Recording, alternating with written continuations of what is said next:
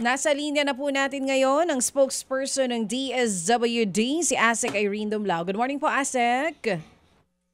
Magandang umaga po, Manong Ted and DJ Chacha. Magandang umaga din po sa lahat ng humusubaybay ng inyong pong programa. Good morning po, Asek. Puntahan po natin itong pinag-uusapan ngayon na pagkakahuli sa isang negosyante na nagbebenta nga po ng relief kits ng DSWD. May nakalagay din daw po na bagong Pilipinas logo ito, tapos meron din daw nakalagay na not for sale. Ito po ba na nakita dyan sa tundok? Confirmed po ba na peke yung mga pinaglagyan nun or relief kits po talaga yon sa DSWD? DJ Chacha, unang-una nais po namin linawin na yung pong mga kits, yung mga items na na-recover doon po sa entrapment operation na ginawa po ng CIDG, kasama na yung warehouse na kung saan isinagawa yung operation ng CIDG ay hindi po pagmamayari. Again, hindi po pagmamayari ng DSWD. Wala po kaming kinalaman doon. Hindi po kami connected dyan sa grupo na yan, sa warehouse na yan. And yung mga personnel na nandun, hindi rin po namin po mga personnel. Actually, nung nalaman nga po namin yan, talagang nagagalit kami. Nagagalit kami ngayon, kinokondemn namin yung paggamit nung official logo po ng DSWD. And actually yung ang nakakainis kasi dito yung merong attempt may attempt to profit from goods na ang goods na nga yan ay bearing, it's actually falsely bearing yung markings po ng department. Nakaka-mislead po kasi yan doon sa public. And natatarnish yung aming pong reputation and integrity. So again, linilinaw po namin na hindi po yan pagmamayari ng DSWD. Okay. Ma'am Irene, ano lang para lang mas klaro yung logic, logic lang. Kung ako yung may mga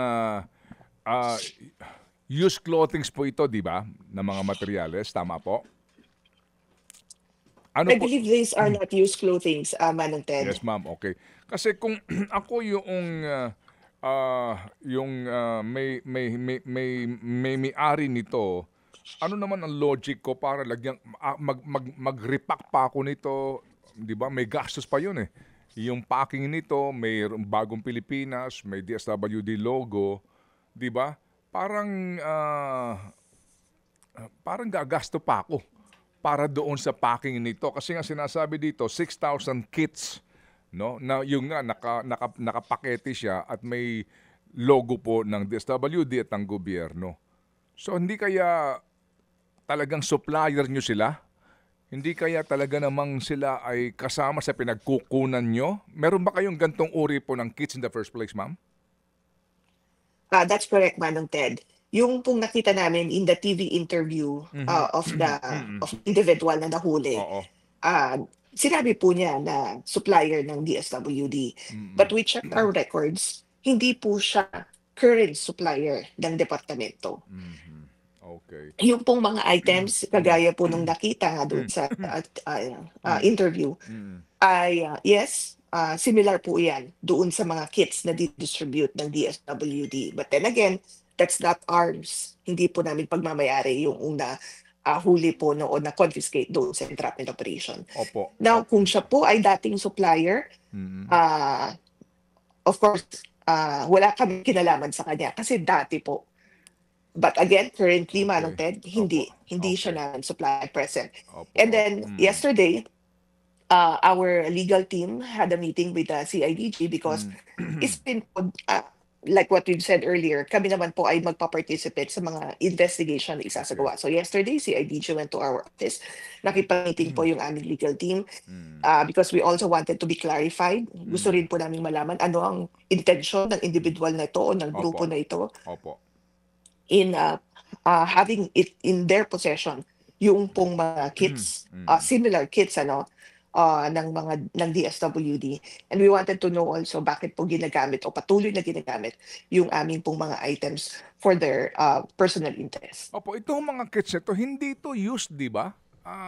Di ba? Kasi, iba ho kasi yung mga kinakalap na mga donasyon, na mga gamit na ho ng mga damit, di ba? Sa panahon po ng mga kalamidad, no? Pero ito pong ating nakikita sa visuals nito, parang mga bago siya. Ano ho ba ang laman ng inyong kit ng DSWD na pareho po nito? Okay, ang non-food items po ng DSWD, iba-iba yan. Opo. Meron kang family kit. Mm-mm. Yung family kit, brand new po yan ng mga damit. So Mm. meron yung t-shirt, Mm-mm. may sando, may Mm. underwear, meron po yung tsinelas. Mm-mm. Iba yan ang kitchen kit. Yung kitchen kit naman po, meron po iyang plato, Mm-mm. utensils, meron Mm-mm. pong panggamit sa pagluluto. Meron din po kaming Manong Ted, yung hygiene kit. Yung hygiene Mm. kit naman, meron Mm. yung sabon, shampoo, may tabo, Mm. Mm. toothpaste, toothbrush, Opo. may sanitary pads. Mm. And then we also have yung namang pong water filtration kit. So iba-iba po yung klase ng mga non-food items po natin na idinidistribute ng DSWD. Okay, sige po. So ngayon, moving forward, ano po ang gagawin ng kagawaran para hindi na po mangyari ang ganito na ang pinaghihinalaan pa para bagang ipinuslit from your stock at saka ibinebenta po sa black market, kumbaga? Yun nga Manong Ted, kaya yun yung medyo nakakainis palalo kasi ah, alam niyo po sa panahon na ganito, Mm. na marami pong mga kalamidad and we're so Mm. focused on addressing the immediate needs of our fellow Filipinos na Mm. naapektuhan nga po ng bagyo, ng Mhm. lindol, Mm. ay meron pa pong mga ganito, no, na mga insidente. Kami naman sa department, Manong Ted, we're ready to cooperate doon sa isinusulong na investigasyon. That's why we welcome CIDG Representative Cesar in the office. Mm. And ipo-pursue po namin yung mga appropriate legal remedies against those responsible dito sa criminal act na ito na ginamit nga po ang logo ng DSWD for their personal gain. Okay. Ma'am, ngayon po na mayroon pang investigasyon, maaari na ho bang sarhan ang kwento dito? Sabihin nyo talaga na hindi nyo pag-aari ito o ma'am, baka ho kasi eventually lumabas na talagang ano ho ito, DSWD. Can you say it now, straightforward na hindi ito stock ng DSWD habang may ginagawa pang investigasyon ng CIDG? Yes, Manang Ted, as I've clarified earlier, hindi Mhm. po ito mga Okay. goods ng DSWD. Okay. Hindi po namin na pagmamay-ari at Mhm. hindi rin po namin pagmamay-ari yung warehouse na kung saan Opo. na-discover nga itong mga items po na ito. Okay, sige po. Sige, that's kumbaga po klaro po iyan and we look forward nga po no dito po sa gagawing investigasyon at siguro nga confiscation nito kasi kung ito po'y kung ito po'y kontrabandong matuturing maganda eventually mapakinabangan ng mga kababayan natin, di ba? Kasi sayang din naman itong mga goods na ito na nakita natin na pwede pong pakinabangan lalo na po ng mga nawalan ng tirahan ng mga kababayan po natin. O sige. So, Chia, may tanong ka ba dito sa ating ginagawang Yes relief po. naman? Go ahead.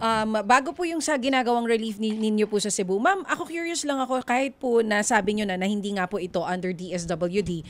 Paano po ba yung protocol ng DSWD on checking itong mga relief kits natin, yung inventory, para masiguro na lahat nakakapunta sa mga nangangailangan at hindi tayo napupuslitan kung meron man po na empleyado na ang ginagawa kinukuha at ibinebenta po yung relief kits sa ibang tao?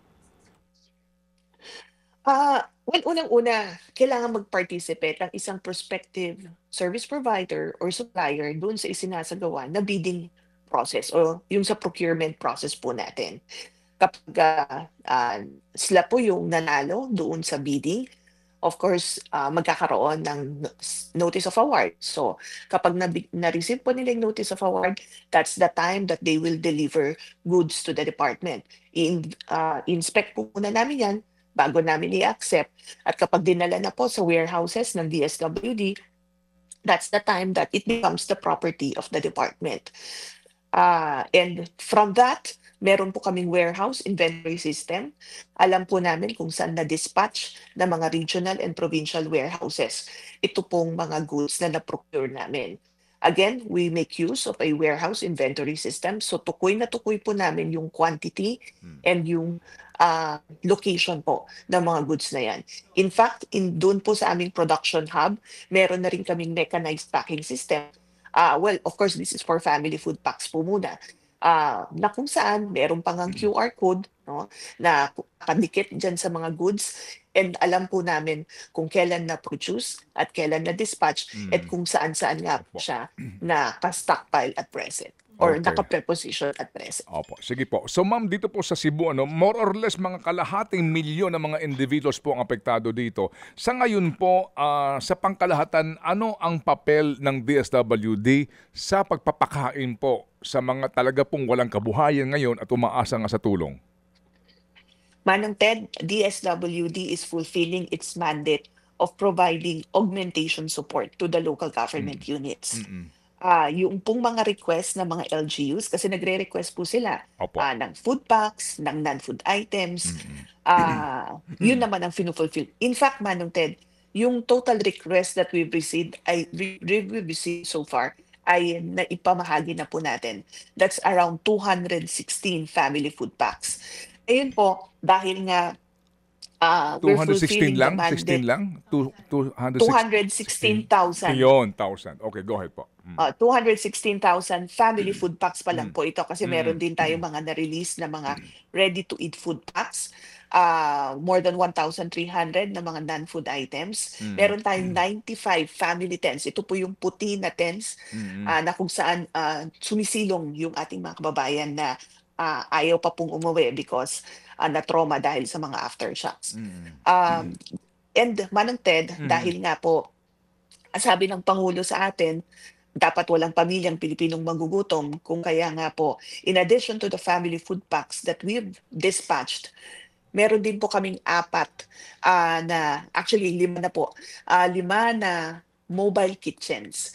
Mobile kitchens po yan ng Field Office 7 and then yung mga ibang regions po namin na malapit sa Field Office 7 na hindi ginagamit yung mobile kitchen, nandyan na rin po sa Cebu. Okay. Nagpo-provide ng hot meals po sa mga kababayan natin. So, yan ang ginagawa po ng DSWD. Okay. That's how we assist them, again, as augmentation support. In fact, nasa Cebu pa rin po si Secretary Rex Gatchalian. Yesterday, he was in the Visayas Disaster Resource Center dun sa Mandaue para maipakita po kung paano nagpo-produce ng goods yung aming pong mga personnel.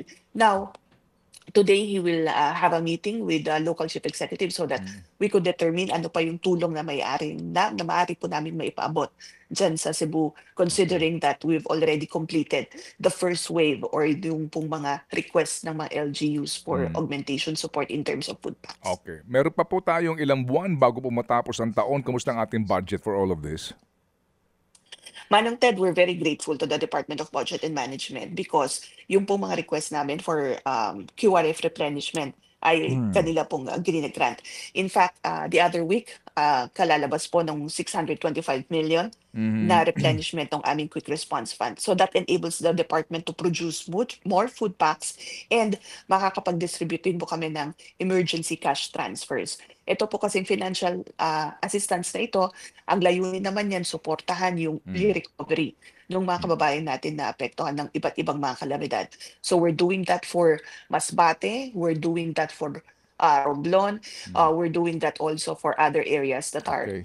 that have Opo. been affected by various disasters. Ang importante po, hindi pa yung ubos mismo, yung department's budget. Meron pa. Okay? That's correct, Manong Okay, Ted. sige We're, po. meron pa po kaming pondo and we could still request for another round of Okay. QRF replenishment. Okay, kasi kung kami lang ang tatanungin ninyo, hahatiran ko kayo ng mali-maletang pera for your future plans. Hindi, sorry.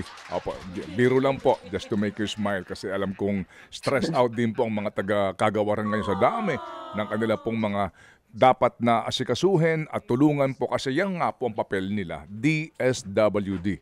Social welfare po ang kanilang ang pangunahin pong adikain. Ma'am Irene, salamat sa inyo pong panahon, ma'am, ha?